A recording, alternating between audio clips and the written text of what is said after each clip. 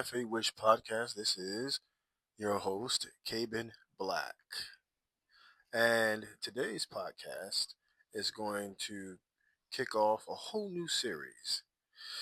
The series is entitled Deconstruction of Faith and Religion: The Impact of White Eurocentric Christianity on the Black Psyche.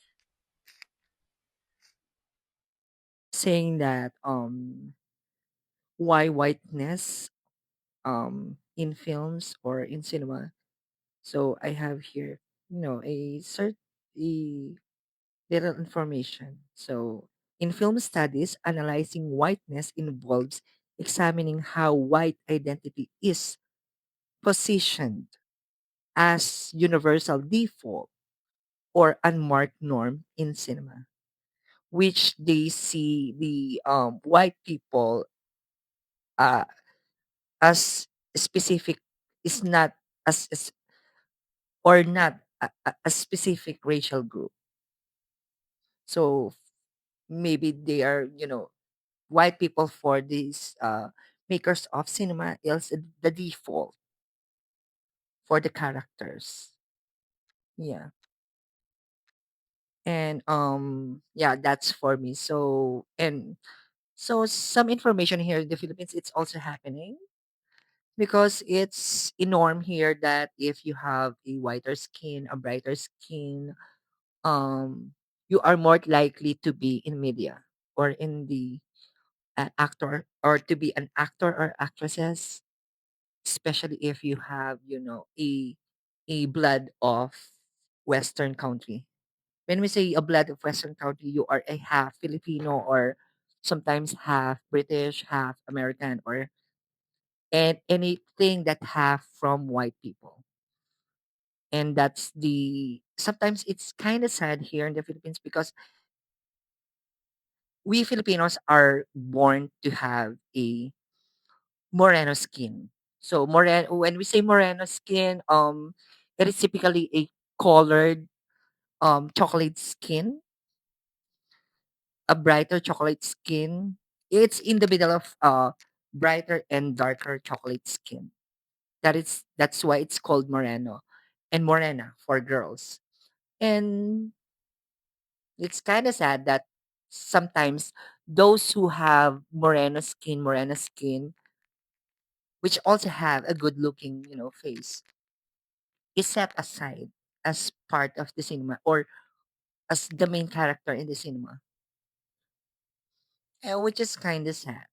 Well, it's a thing here in the Philippines, especially um in media or in movies. Okay, so I have another question again. So please bear with me. So my next question is from why we also have our what. So, what is whiteness in film? How images impact cultures about to you? So, that's my second question. I think in your explanation, and for you to um, bring out more information to bring the point home and make it more clear for the audience was perfect because it addressed exactly what I'm addressing or planning to address. So in your reading, when in your research that you have done for the study or for this interview, excuse me, established that whiteness in film, quote unquote, has become a corporate image for all standard characters. That's not by accident. That's not by happenstance. That is by design. So, white European images have become universal for everyone to look to, aspire to put as their main reference of characters. It's another way for white Euro people to keep white Euro images as the top tier in people's minds.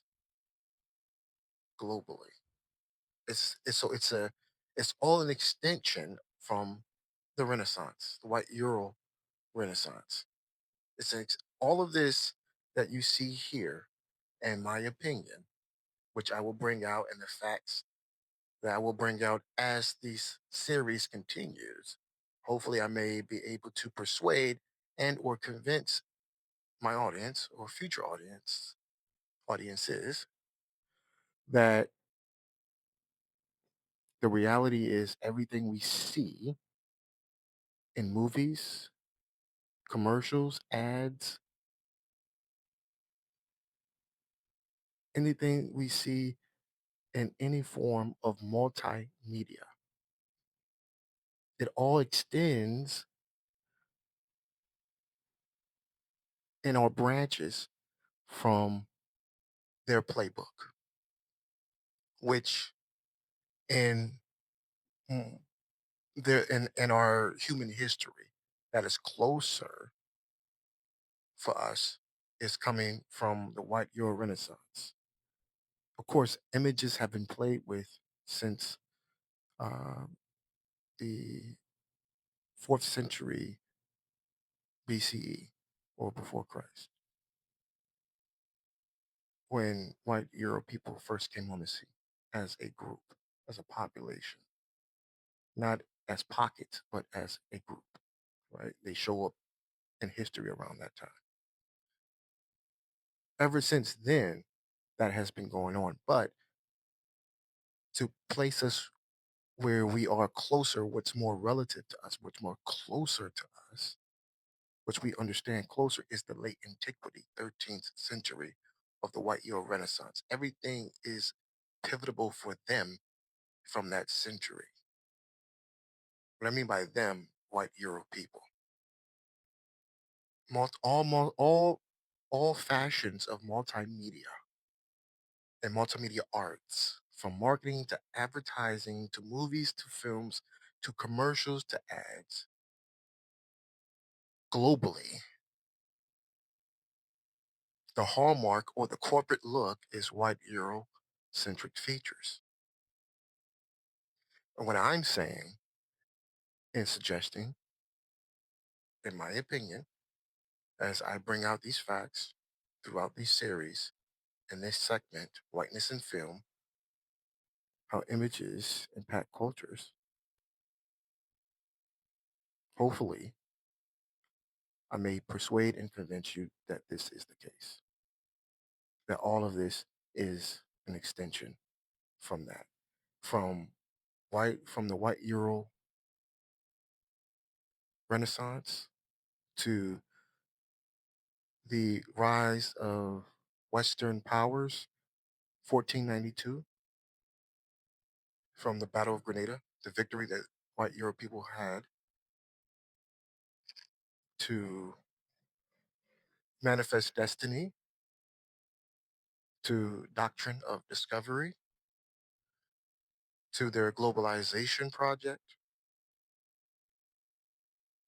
beginning the triangle slave trade, excuse me, the triangle trade to the transatlantic slave trade, the hijacking of the Trans-Sahara, and the hijacking of the Silk Road, their colonization project globally.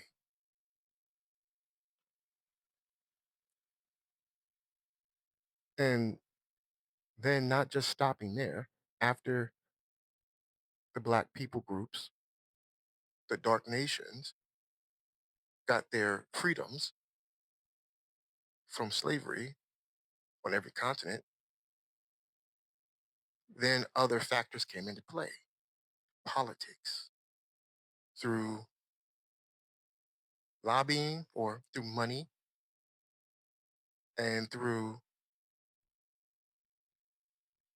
white Euro nations or white Euro controlled nations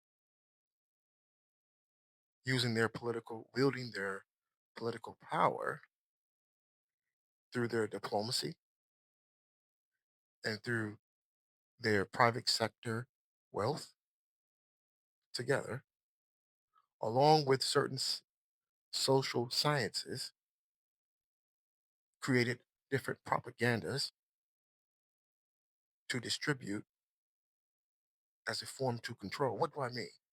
White Eurasianism. That's a ploy and a play, right?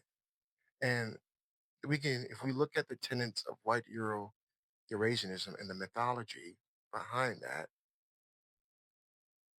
we can look to where going back in history, the 19th century,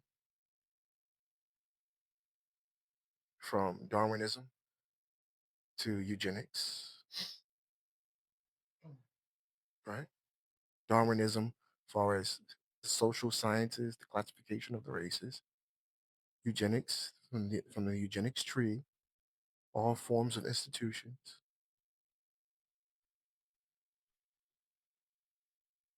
We see that this project of colonization or globalization has been very effective. And then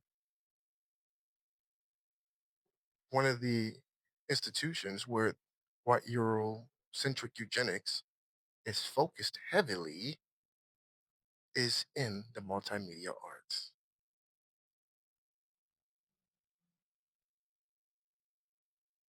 This is why people look to Egypt and think of white people because of colonization and the theft and the stealing of white Euro people. Of course, there are some misconceptions and there's some historical evidences to showcase that white people were in Egypt as well during the expansion of Macedonians who took over Black Greeks nations, who took over Sparta, who were Black people,